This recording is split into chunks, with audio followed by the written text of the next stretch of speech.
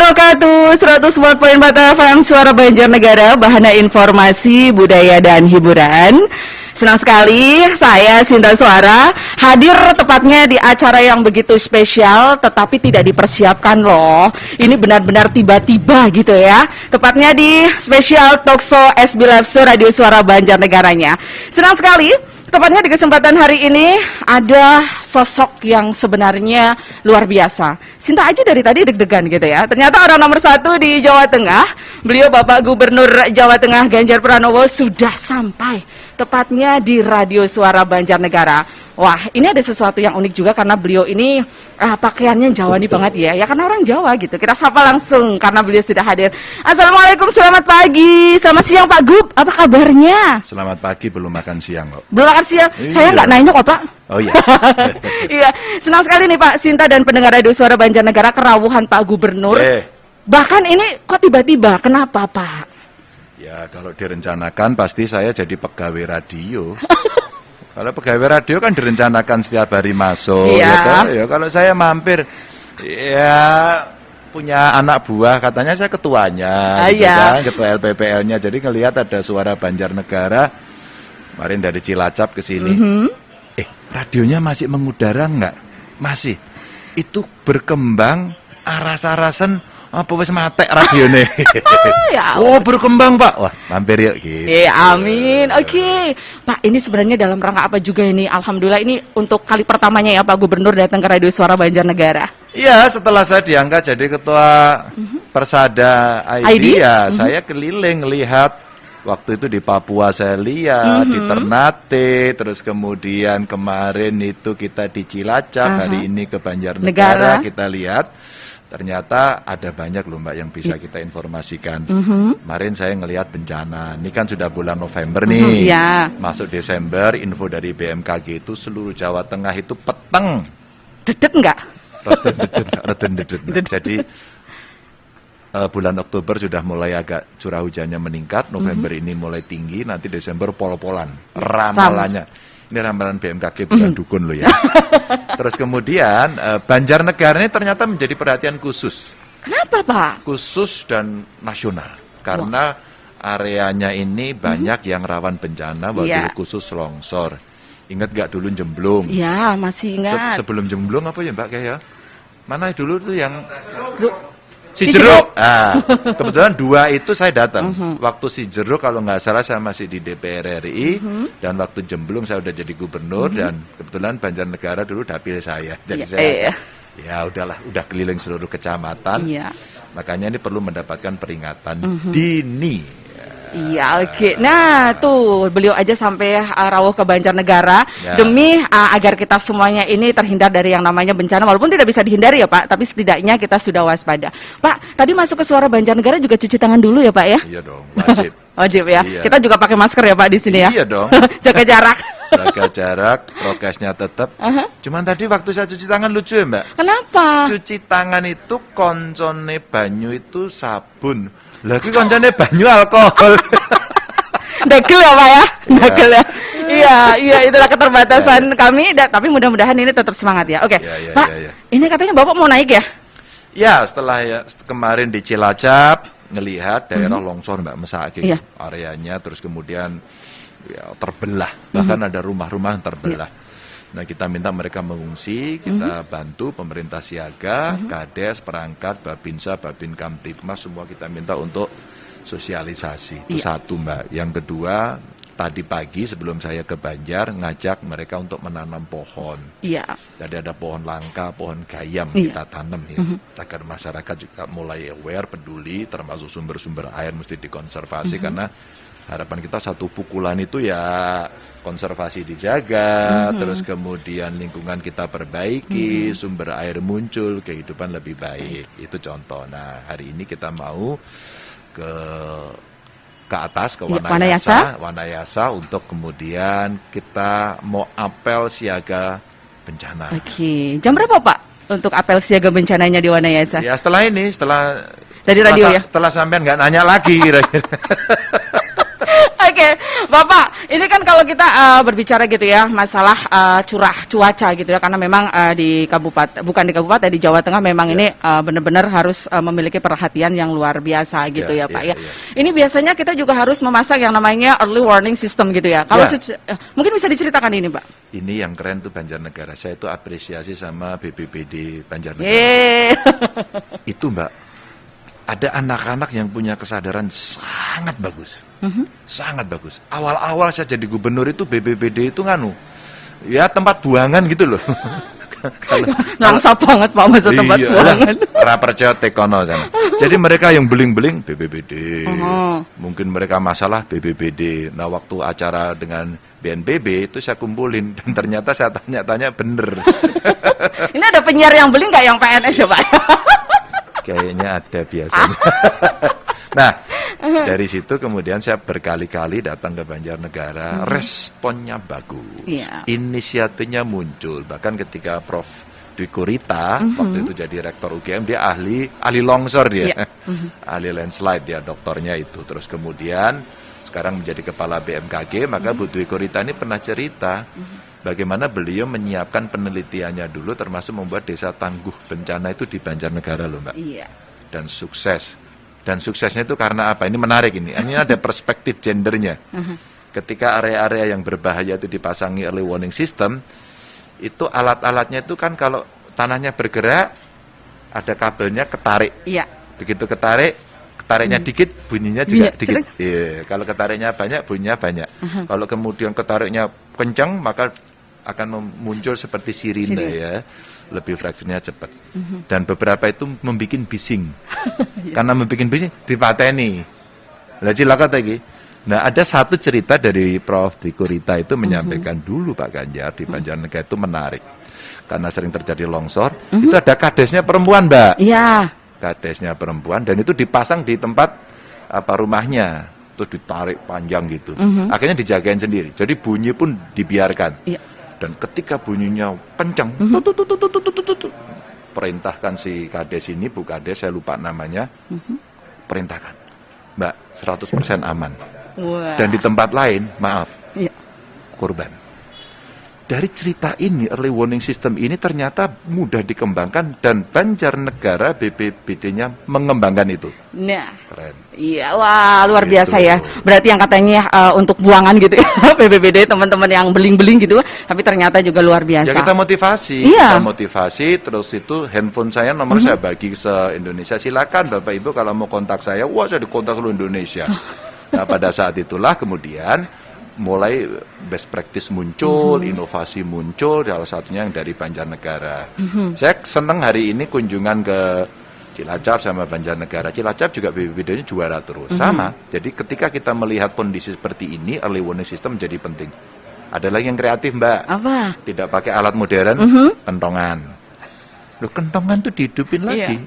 Sebenarnya itu kan sudah ada. Nenek moyang kita kan sudah ngajari itu. Maka kenapa itu yang sederhana, corasan dakik-dakik gitu kan, dicari itu untuk bisa dikembangkan. Ini peringatan dirinya penting. Jadi membaca info BMKG, terus kemudian yang kedua menyiapkan masyarakat, ini bisa masuk dalam komunitas pengurangan risiko bencana. Ya udah bermitra aja lah sama pemerintah, TNI, Polri, Kades semuanya, agar kita bisa latihan. Nah itu dia ya, jadi ternyata bagaimanapun juga early warning system tidak harus sesuatu yang luar biasa, tapi kentongan aja yang tradisional ini sangat membantu gitu. Oke, Bapak, karena kita berbicara bencana gitu ya, nah ini otomatis juga menjadi tanggung jawab masyarakat juga. Nah ini kelompok-kelompok masyarakat juga sering membantu, mungkin bisa disebutkan Pak, siapa saja mereka Pak? Saya kemarin ada mengikuti acara Festival HAM di Semarang, hari ini masih berlangsung.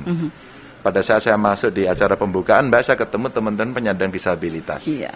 Yang menarik, saya ketemu terus dengan mereka. Ini adalah aktivis. The business dia aktivis, terus kemudian di kebencanaan dia aktivis. Nah, ini ada forum yang namanya itu pengurangan risiko bencana. Nah, disinilah kemudian peran serta masyarakat tadi itu. Sekolah sekarang kita ajarin ya, karena sekarang belum PTM kan, PTM masih terbatas. Sebelum pandemi dulu saya sering kalau nengok sekolah, yuk latihan yuk. latihan kalau kebakaran di rumah kompor itu mematikan gimana, terus kemudian kalau kita mesti ngungsi bagaimana, kalau kita harus ada operasi search and rescue seperti apa menggunakan peralatan dan seterusnya, termasuk dapur umum. Ya, dapur nggak umum juga boleh gitu ya. Itu mereka latihan semua, Mbak.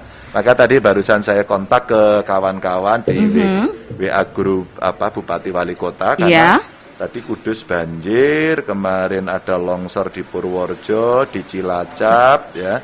Banjarnegara udah lebih dulu. Jadi kita tetap siaga semua untuk rakyatnya diajari. Nah, ini penting, Mbak, untuk kita sampaikan kepada mereka dalam bentuk tadi itu latihan. Oh, langsung dijawab ini. Bagaimana kondisi bencana di wilayah Panjenengan, Bapak Ibu? Ini Wakil Wali Kota Tegal. Amin, Pak, alhamdulillah semua sehat. Bencana rob ada sedikit. Kemarin saya ke pantai, tadi baru saja mantau kapal-kapal terbakar, kemudian ada kapal terbakar. Ini nih, Mbak. Jadi teman-teman langsung merespon. Kudus, izin Pak Gub, Kudus sementara aman, hanya banyak pohon roboh yang segera bisa diselesaikan. Mandali. Iya. Tahu Mandali nggak? Mandali. Apa? Mandali. Itu Mandalika, kalau Mandalika besok untuk MotoGP ya, MotoGP sana ya. Itu Mandalika. Mandali itu aman terkendali. Ini dari Kebumen. Amin, insya Allah Pak Gubernur. Ini laporannya masih respon-respon begini. Nah, ini penting untuk kita sampaikan pada kawan-kawan agar tiap hari mereka terbiasa dengan perubahan cuaca. Iya, karena memang ini perubahan cuacanya juga luar biasa ya Pak ya, di bulan-bulan ini benar-benar lumayan ekstrim gitu. Pak, karena kebetulan Bapak ini rawuh di radio gitu, dan Bapak juga merupakan salah satu ketua umum gitu ya Persada. Bukan salah satu. Memang satu. Satu Bapak ketua umum. Pak Ganjar ini kan merupakan ketua umum gitu ya Persada ID. Kalau berbicara terkait radio, ini seperti apa ini Pak? Awalnya saya tidak ngerti sebenarnya. Cuma saya itu pendengar radio dari dulu. Saya pendengar radio, terus Gus Ipul itu datang ke saya, kepingin nanti suksesinya saya. Terus saya tanya, kenapa saya? Ternyata dari teman-teman Persada ID itu mengecek, meng-assess gitu, mendaftar radio paling banyak yang eksis itu di Jawa Tengah. Paling banyak katanya. Maka terus ngobrol dengan saya. Nah, pada saat itu mulai kita cek satu persatu, pemerintah daerah itu peduli nggak ya? Menyiarkan apa enggak ya? Ya ujungnya ada juga anggaran gitu ya. Maka menurut saya karena dunia teknologi penyiaran berubah, cara menyampaikan informasi berubah, yuk kita juga move on. Kita juga mesti berubah dong. Maka penyiaran yang dulu masih model lama ya kita perbaiki, umurnya udah digital. Pesan-pesan juga harus mulai kontennya menarik. Kadang-kadang kan kalau kita nyiarin punya pemerintah ya gubernur pidato disiarke pidato jelai ramutu nyebeli marake ngantuk. Ngono ta. Tapi kalau kita ngobrol gini mungkin asik. Ini gubernurnya ngomong kita ceritain ya. Menurut saya loh ya. Halo pendengar ya. Kalau yang mendengarkan kira-kira Anda lebih suka tak ceramai seperti seminar atau ngobrol begini. Gitu. Kalau ini bisa interaksi dengan pendengar, dugaan saya loh Mbak, lebih menarik. Jadi radio ini mesti kita ajak ke sana, kita ajak ke sana, terus kemudian masukkan ke digital. Kalau perlu streaming, maka radio sekarang tidak hanya didengarkan, tapi juga melihat radio. Ini melihat radio, jadi kita bisa ndelok prejengannya kayak apa gitu ya. Dulu kan sering-sering kali kalau saya ngomong itu ada ngomong, wah kita masuknya ganteng banget ya guys. Terus apa? Wah ternyata suara merayu, wajah menipu. Ngono tuh. Itu waktu dulu saya SMA itu loh Mbak. Itu menyakitkan Pak. Itu kata-kata paling menyakitkan itu. Semi terus nganu fisik loh ya.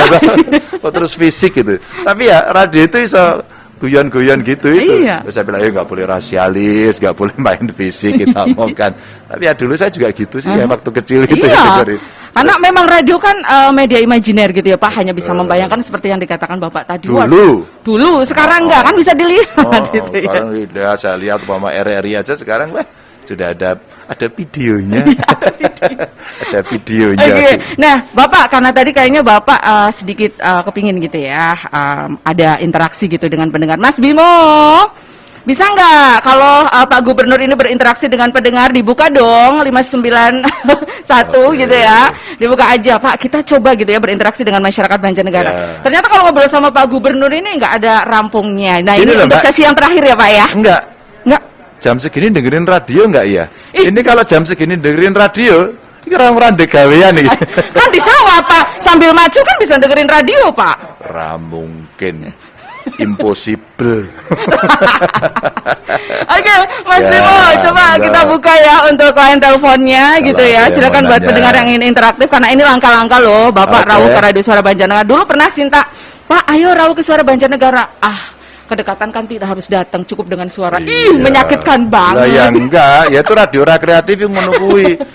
Ya. Ya, ada yang masuk ya? Ada nih.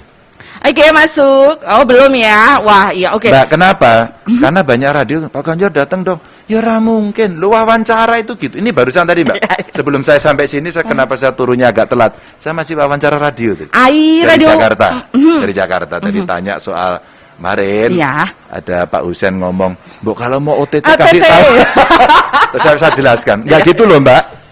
Enggak gitu loh maksudnya Pak Husen itu enggak gitu. Maksudnya Pak Husen itu diedukasi dulu gitu. Bukan kalau mau OTT dikasih tahu. Ya ternyata tertarik ya orang membahas itu. Sudah masuk ya. Halo, Suara Banjarnegara. Selamat siang. Ya, dengan siapa di mana? Ya, siapa di mana?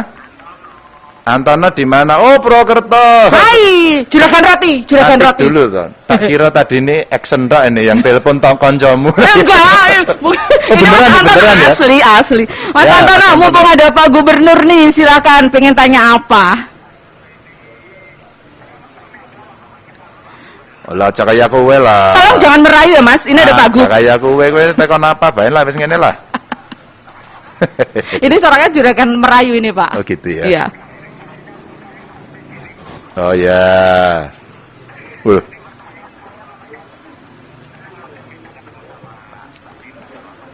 Oh, makasih.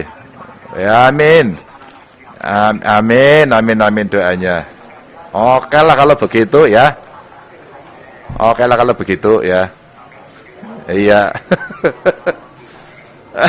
Iya, makasih Mas Antono, sehat-sehat. Amin.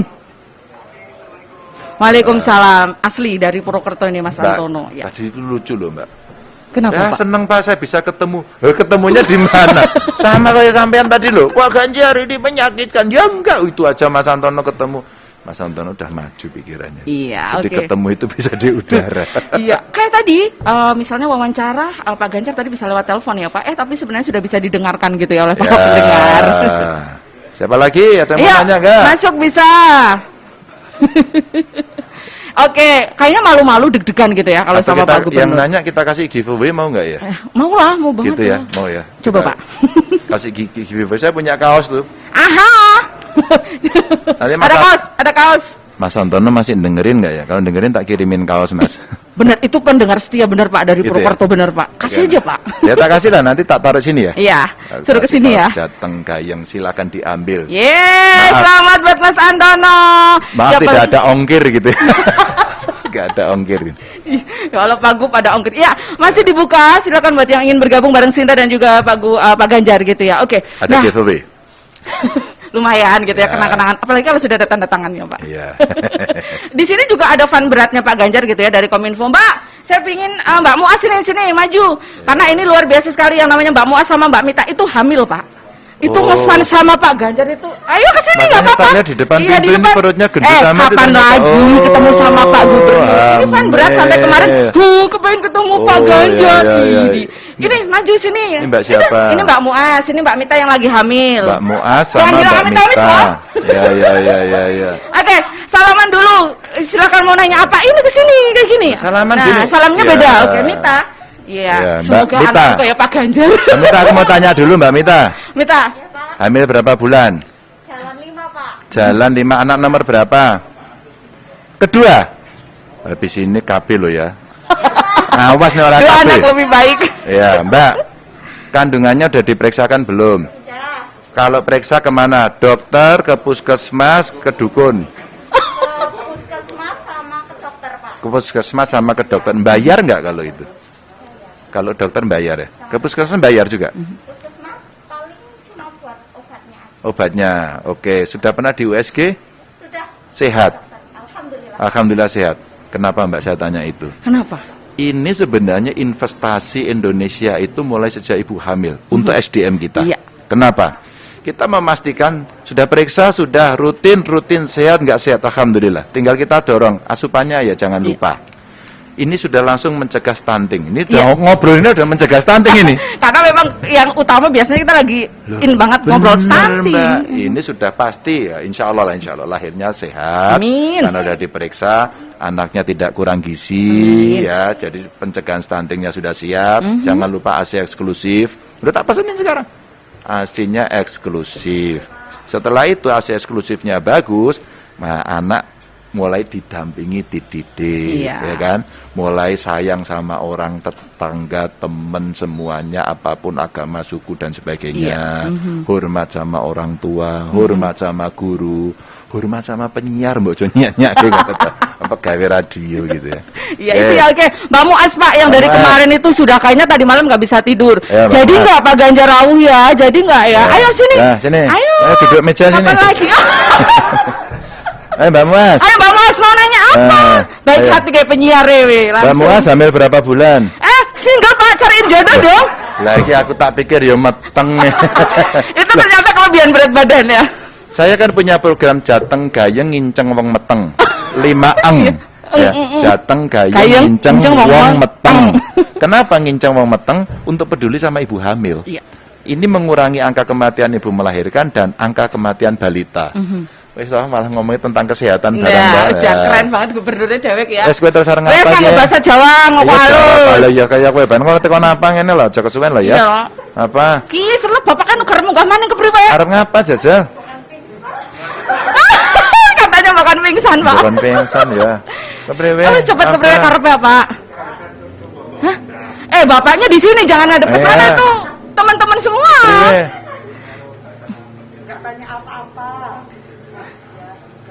Nggak usah nangis, biasa baik sih ngapa? Malah dinteni kok ya. Kepriwe ya? Oh, iya. Tak kira sampaikan salam buat Ibu Siti Atiko Supriyanti begitu. Iya. Oke, ini kelihatan kalau PNS ya? THL, Bukan. Pak. Oh, THL. Oh, pegawai horor ya? Hah? Horor apa? Horor. Sing Honor. Oh, tak pikir horor. Karena pegawai honor itu kalau ngomong sama saya pegawai hororer, Pak, gitu. Hororer. Kenapa hororer?